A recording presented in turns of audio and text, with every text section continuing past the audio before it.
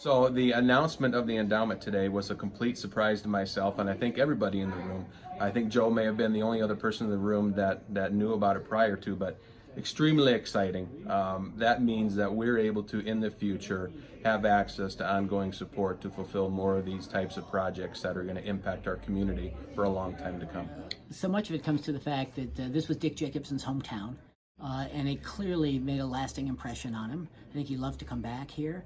And during his lifetime, he made some very signature gifts here to the community. So when he passed away, the trustees of his foundation thought it was just so appropriate to do some legacy grant making in the community, particularly grant making that would be transformative and continue to have his impact on this community well into the future. We call our canopy system an arcade, and I'm not sure where that word came from, but it's the word that's always been used here to refer to the canopies. That started about 50 years ago after a tornado came through Belmond, and they were trying to figure out a way to make downtown different.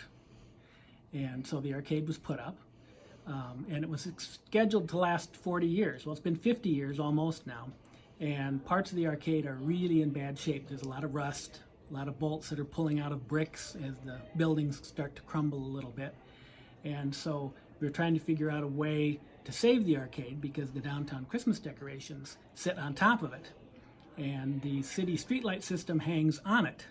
And so if the arcade comes down because it's not stable anymore, then we lose all our street lighting downtown and we lose all our Christmas decorations. When the trustees themselves thought this was the right approach to kind of create some permanent source of money that would be available to this community into the future, the question then is, where do you house that? Where do you put that money where you know there's going to be good long-term stewardship?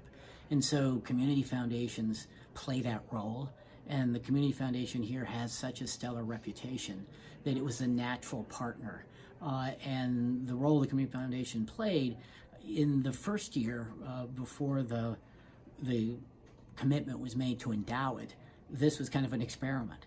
And so we were delighted to have the Community Foundation be the one kind of in charge of that, to see if indeed, if there was money, what could this town come up with in terms of exciting ways to use it. And it's been a wonderful process, and we're delighted, and they're exactly the partner to steward that money into the future.